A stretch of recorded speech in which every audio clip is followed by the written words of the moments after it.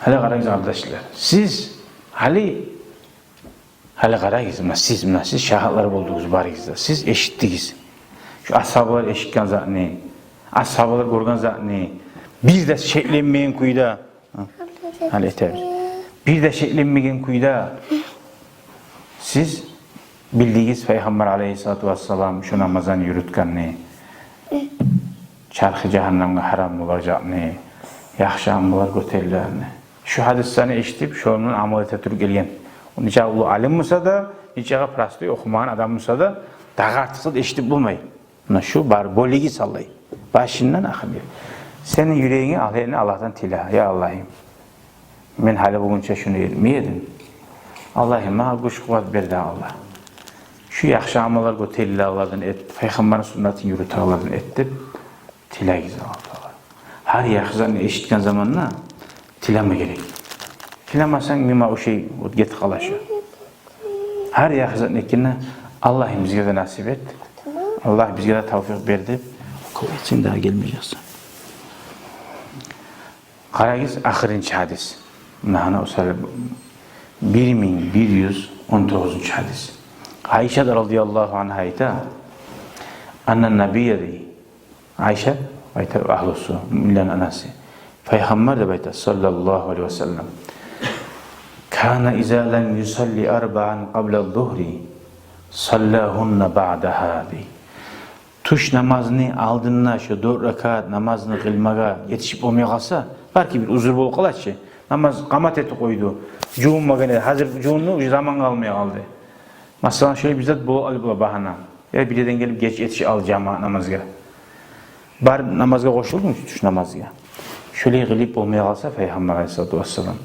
Şu borç tole olsun iş bu borç namazdan koyup bulamadım. Tolep kılıydı şu namazdan, tuş namazın sonu. Tuş namazın sonu hiç kıla. Salam vergen son. Men ne getettim, 2 rekat ratibat namaz kılma, tuş namazını aldın neyi? Tolep. Allahu Ekber. Salam verin. Şu sen 2'ni kılarsan, var kuşlusunu, bulamısın, daha da 2'ni kılarsan. Men ne getettim, bir daha. 2 rekat tuş namazını aldın neyi? Ratibatına kılma kılma. Allahu Ekber. Tolep. Ben toleysin, geç bu. Zamanı geçti. Son. Tuş namaz kılıp bitken son, kılaga ratiba anda, olan da kılarsan, uzakta. O anda kılıp, şöyle. Sen pastayana kılamışsın na. Bunlar oraya usulü yok. Sen pastayana kılamışsın ya da kılmayın. Sen yürütme başladın. Sağ borçlu olçuyor. Sen pastayana kılamışsın na, kılmaymışsın na, borçlu. Bir zat var. Sen pastayana kılıp yürütene zatını koysan, şu uca kaytara koyulma başlıyor. O sağ koyulmasının için sağa ayrıca bek artık güçlü sünnet bulaş onu yürütmeye. Zamanla bir kılan adam, orayı da kıla, burayı da kıla, o tolemese de ona etsin, itak da kılmıyor olursa. Adam bir yürütüp durgan zat var ki, şunu yürütüp dursa, hazalga yürüyorlar bile, yürüttüre. Koyu bir gesi koyu alsa, kaytar bastana etmeyi o zaman tarafı bu. Şöyle demek, buna primerge hazalga yürüyorlar var da bile. Allah-u Teala tavfik versin ya, daha da bari bize de şöyle kaseti berekatını almaya.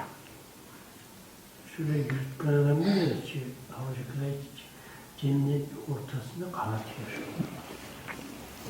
O hadisler daha da gelecek inşallah, kalgan namazın hakkından. Allah tavfik versin, bari bize de ya Allah.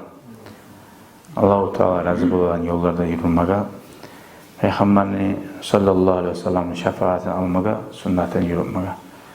Amin, amin, amin. Barakallahu fikum. Velhamdülillahi Rabbil alemin.